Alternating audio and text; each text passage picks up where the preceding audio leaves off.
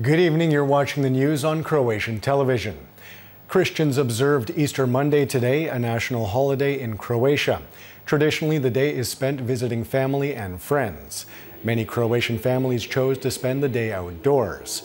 In Šibenik-Knin County, scores of people attended Mass at the Skradin waterfall in Krka National Park, where they received Easter eggs and bread. They then went on to enjoy the rest of the park's stunning views.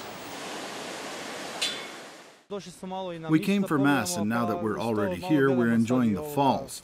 We've been here once before, but a long time ago.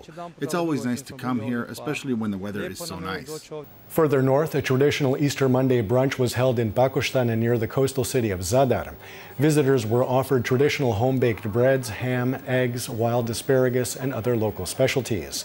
Thematic workshops and playgrounds were on offer for children. Magnifique! Splendid, comme ça. The Easter weekend marks the beginning of the peak tourist season in Croatia. Dubrovnik hosted some 12,000 guests this weekend, while the Istrian Peninsula registered some 33,000 visitors. These strong numbers are a continuation of the positive trend going into this year's peak season. We chose Istra because it's not a long drive to get here, and a camp setting because they allow pets. Our dog is very happy here, and that's important to us. As expected, the last day of the Easter weekend has also brought with it longer waits at border crossings. The longest lines were at those border crossings with Slovenia, which continues to apply the systematic control of all passengers' passports.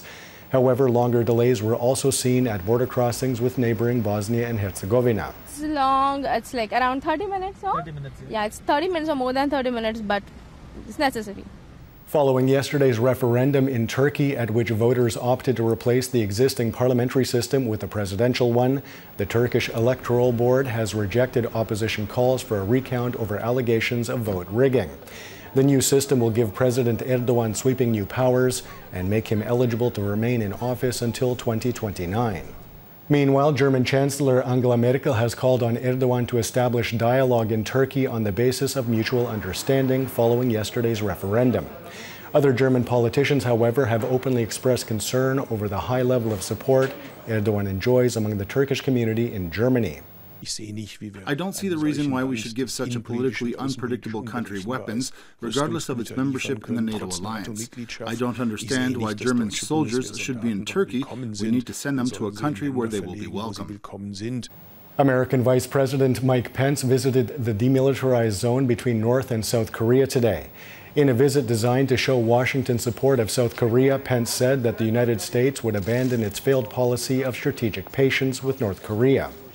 And we express the resolve of the people of the United States of America to stand together in the months and years ahead with the people of South Korea to both preserve their freedom and ensure the objective of a denuclearized Korean peninsula. And I'm here to express the resolve of the people of the United States and the President of the United States to achieve that objective through peaceable means, through negotiations, but all options are on the table as we continue to stand shoulder to shoulder with the people of South Korea.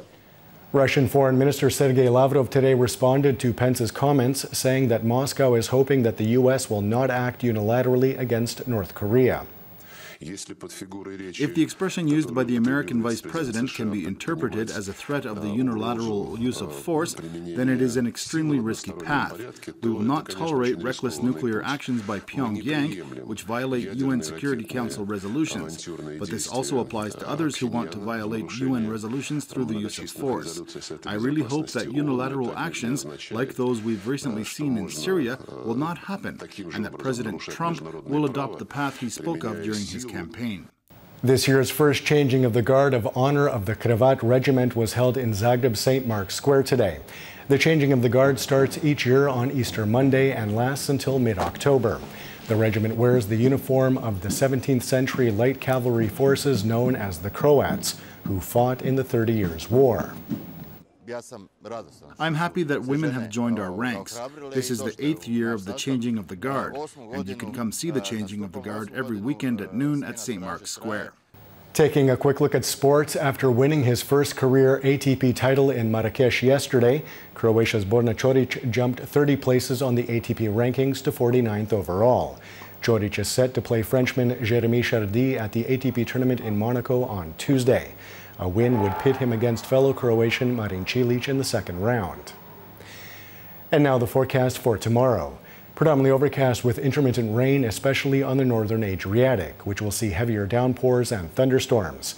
There is a chance of some freezing rain and snow in mountainous regions in the evening.